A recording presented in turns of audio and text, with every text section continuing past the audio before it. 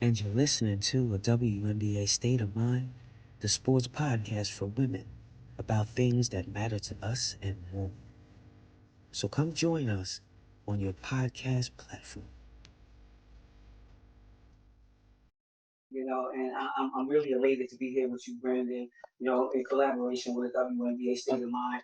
The Absolutely. season has been nothing short of fireworks. We got rising stars, we got MVP performances, and teams making big statements. I mean, the parity is at an all-time high. Any team could win on any night, and that's what makes the season so exciting, Brandon. The playoff picture is already set. The MVP race is tight. Okay, we got four candidates that anybody can win, and that's what makes the season so exciting. Okay, so I'm like the current standings. The matchups are crazy because you got the four teams that are sitting up top, and then you got the four teams that are sitting down on the bottom, and the matchups are going to be crazy. You got the Lynx sitting at number one. You got the Aces at two. You got the Dream at three. You got the Mercury at four. Okay, the matchups down low. New York, they do not have home court advantage. Indiana, Storm, and Valkyries. Now, these teams that are down below are dangerous. New York did not set themselves up for success Absolutely. because they're in fifth place and they don't have home court advantage, and they're starting out against Alyssa Thomas, and she's like the triple double queen right now. So this is going to be Oh yeah. exciting. As far as the New York Liberty is concerned, they locked down, the Oh fifth yeah. seed in the East, and they're powered by Breonna Stewart and Oh, I love Sabrina. Brad Stewart. I love Brad And Stewart. yeah, their chemistry peaked at the right time, but Yeah. they're in a tough spot, because they're fifth place and they don't have home court advantage against Phoenix, who has really been coming on strong. And then you got Atlanta down there, okay? Yeah. And a lot of people counted them out because they had a new coach. And I can tell you, Smesco is doing it down there in Atlanta. He's got that team in third place. They earned their spot behind Ryan Howard and also Alicia Gray. I mean, her consistency on both ends has been absolutely banana. I think they're the most balanced backcourts, heading into the postseason. Out of all the East Coast teams, who's your favorite? Uh, hmm. I guess we can say like I mean I've been really a big fan of do we count like the Indiana Fever as like a favorite, I guess Yeah, you said? Okay, okay, good. Because like ever since Caitlin Clark's been like a phenomenon. I know she's out with injury, right? But it's like her growth is like insane. Like it's like she's genuinely one of the best women's players I've seen in my lifetime so far, and she's young.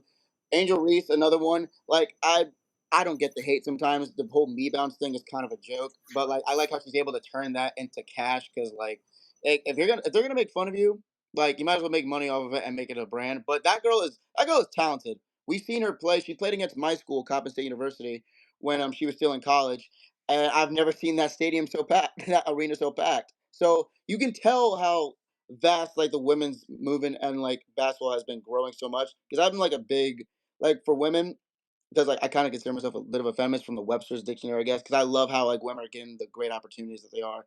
But seeing as like they're growing, I don't know, man. Like it's kind of a tough call because like anything can happen. I'm like not a big fan of like, oh, this guy's gonna absolutely destroy this team. So realistically, it's all bets are off. I don't really have an answer for who's gonna win because anything can happen. Because the lowest seed could probably eliminate the biggest seed, like the top seed, like that. That's happened many times. Would you agree? yes, I would agree. And to just create some synergy off of what you just said. I mean, you talk about the Golden State Valkyries. I absolutely think that they have the coach of the year, hands down. They have been on the league's most exciting expansion stories ever. Okay, they got a sophomore standout over there, Veronica Burton. Hmm. She's been their spark. It's just her second year. She's a sophomore. She's elevated her game with confidence and scoring. She got grit. She's gritty on defense, and then she's poised beyond her years, which is why I like her. She's giving Golden State the backcourt stability that they need heading into the postseason, and also averaging 6 assists a game. Okay, and it's just her rookie year. So look for her to break some records. They got Las Vegas. They were on a tear. I didn't even talk about them all season long. I'm connected to them from Utah to San Antonio Yeah. to Vegas. And I can tell you, I wasn't worried about them because I know what they got, what it takes. All I said, all we got to do is get in the playoffs, and then we need to gel. So they are still the standard. All right. So you got Asia Wilson, and then Jewel Boyd. They added her, but guess what? This is a true story. All right. Jewel Boyd demoted herself to promote the team. All right. So she put herself on the second string. She's playing with one of my faves. All right, Dina Evans, and they are lighting it up. And that's the reason why they went on this tear. Okay. Now, on the other hand, you got Seattle, the Storm. Yeah. They are loaded with vets. So you got Skylar Diggins. Okay. You got the veteran Agumake and the rookie standout Dominique Malonga. The girl is long. She runs like a gazelle. She has size. She has energy, and she's just a playoff factor. Not to mention, okay, New Jersey Drive out there from Newark, New Jersey, Brittany Sykes.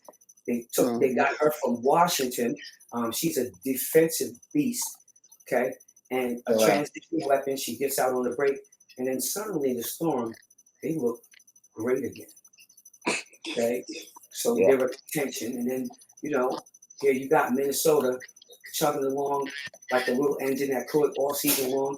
They rode on LaFeisha Color's brilliance all season, and she's their leader, and she's a legit MVP candidate, and she needs to be one of those candidates that are out front. Oh yeah. Well, honestly, because when I'm looking at the standings, right? Because I'm looking at it right here, and I'm just thinking to myself, wait a second, because their first round opponent is the Golden State Valkyries, right? Mm-hmm. And they said, for some reason, this says they have a 91.6% chance of winning and advancing. Now, I look at these as estimates because when it comes to playoff time, it's like everyone's almost at their peak a little bit. And it's because I look at all the sports history when I look at baseball or football. I know they're different sports, or even basketball when I saw the NBA. I've seen some crazy upsets lately. Just last year, we saw the Minnesota Timberwolves go to the West Conference Finals, and we thought that the Lakers were going to sweep them. We thought that the Golden State, if Curry didn't get injured, were going to take care of them. But it's you always love a good underdog type of story. And last year's finals, two teams that people thought were never going to see the finals for a long time, the Pacers and, you got the Thunder who just won. Just think about it this way, right? If I'm looking at it this way, my money is pretty much on, I want to say the Aces are probably going to win this all together because I don't know. It's just something about it. Just something about it. Because one, Asia Wilson, right, is, one of my favorite players, 3-time MVP candidate. And I know it seems I'm just talking. It's just I'm knowing all these players that I've known because I'm just getting into it more. I'm still in the beginning stages, I guess you can say, for women's basketball. And I would like to pretty much ask more questions about how how this works more because I'm still a beginner in the WNBA realm. So want to tell me what do you think your opinion is on this? Who's your prediction for the WNBA finalists?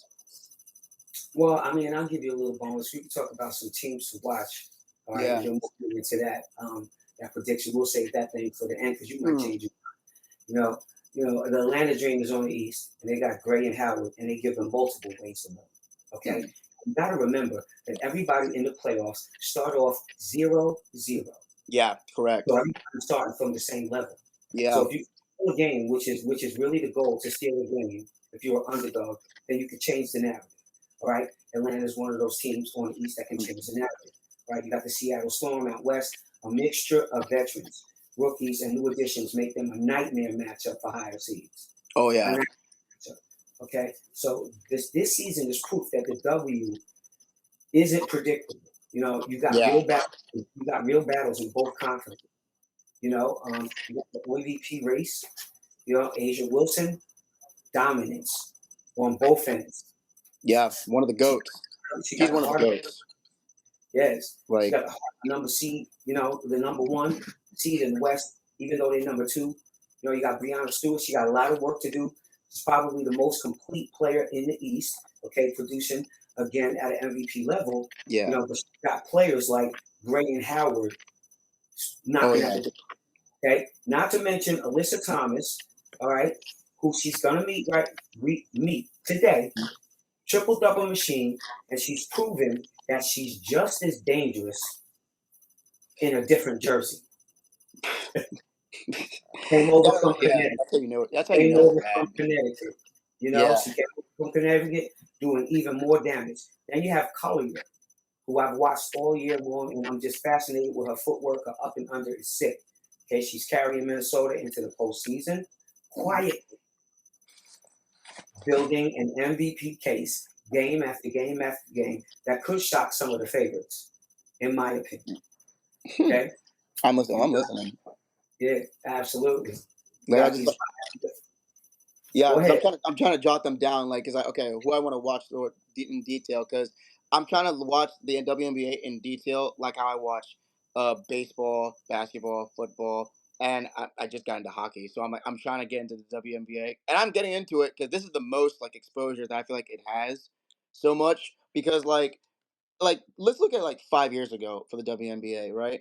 This was not as popular as it was back then, and to see the growth of all these like all-time college talents from women's college basketball to go to this, it's like a crazy feeling. But we also had like legends like Candace Parker, because I knew Candace Parker, like I was a fan of hers growing up a little bit because I saw because my dad loved her and everything like that. So there's that. But seeing the growth of it is like as a man, it makes me really proud to actually see that type of stuff because it shows just how far the talent has actually like come forward and like making these revolutionary matchups, and that makes it more exciting. Because think about it this way, like you got the Chicago, well not Chicago, sorry, like you got like the Minnesota, and then you got like Indiana Fever. Like think about it this way, and the Golden State Valkyries.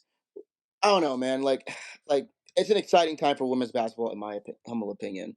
It's getting me to actually like get more involved in it and like to like cover it more. So, and like that wasn't prevalent back then like it is today. So I'm actually excited to see, and I love new stuff to actually listen to. That's why I like to hear your takes on it, as someone who's very experienced in this sort of field. Yeah, absolutely. And I can take it from there one further since we're talking about things that are new. We can talk about the rising stars and the new faces that are around. You got Veronica Burton. Okay, Mm-hmm. I told you she's a sophomore standout, growing into a floor general. Okay, as her role, and she's giving Golden State a reliable playmaker during crunch time. Then you got Dominique Malonga. Okay, she's out there with the Storm. She's a rookie standout. She's showing flashes of dominance in the paint, making Seattle's front court a playoff weapon, a powerful weapon, Mm-hmm. for the future. And then you have your veterans, okay, in their 30s, still dominating. Okay, you got Guma K. She's with the Storm. She's 34. She's a steady double double. Okay, clutch buckets and leadership in the huddle gets them going. Gets them calm. Then you got Skylar Diggs. She got the nickname Miss Crash Out. Okay, she is 34 years old. Okay, I love in that. great form. She's providing experience, at the point guard spot, and look for her to break some records. Jewel Mhm. Boy with the Aces, she's 31 years old, and she's redefining her game out there with Vegas, giving them another elite weapon. So they're a problem. The league is in a sweet spot.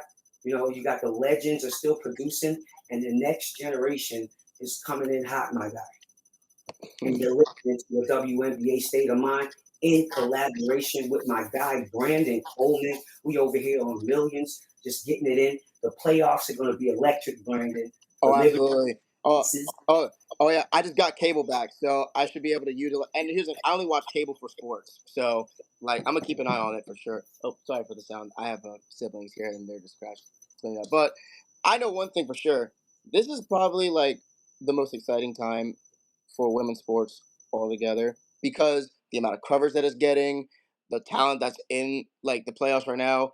Just think about it. Like, when was the last time that we've had like not just one star, but we had like a plethora of talent where they could be marketable in the WNBA. It's like that's that growth that we've been wanting for literally ever. And to see people like grow into this like now platform, it's absolutely a sight to see in my humble opinion. Because now it's like treat them like you would treat like the NBA players.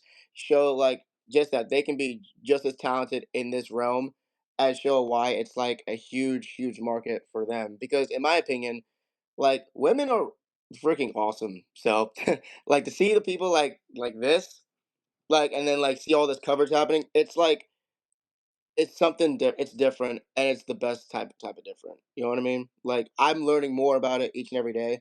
I'm like getting like news coverage. I have a notification on Bleacher Report and Instagram to make sure I got coverages of the women's sports. So the fact that like this is happening, it's a sight to see, in my opinion. Yeah, yeah, absolutely. Let the people absorb that while we out here live today. Yeah, absolutely. Getting ready to get started. We got round one, game one starting today. Valkyries versus the Lynx at 1 o'clock.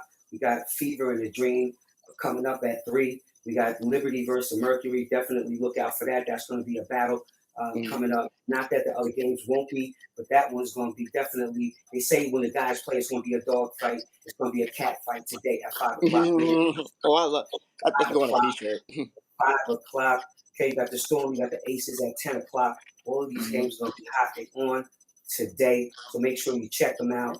The momentum is building up. Right now, it's about who's your MVP. I think your MVP is going to be established today. Whoever's ready to play out of Asia, Stewie, Alicia, and LaFesia Collier. You know, it's going to be crazy. So what I would say to people out there right now, you're listening to a WNBA State of Mind. I appreciate my guy Brandon. We're doing a collaboration on millions. So stay tuned. Absolutely. Stay tuned definitely for the next segment of the current CBA 2025 collective bargaining agreement. Do the owners need to step up for the players after the WNBA has reached an all-time high? Let's talk about it on the next WNBA State of Mind podcast. Please listen, download, share, subscribe across your networks. And I want to say thank you, Brandon. No, thank you. This has honestly like been one of the most eye-opening like collaborations I've done, because like hearing you in a platform, because I strive to be like at your level. It's like, man, like this is like talking to a real life analyst and a reporter and a pod. It's just and someone who, because I've like did my research on you, so to see this is like honestly inspiring to me. So I want to say thank you so much for having me do a collaboration with you. I really appreciate it, Adrian. It's been a pleasure with you. It's been all my pleasure. And like I say to everybody after every show, Sammy Sosa, peace. Oh man, that's one of the legends right there. But thank you so much, Adrian. You have a good one. And you're listening to a WNBA State of Mind, the sports podcast for women about things that matter to us and more. So come join us on your podcast platform.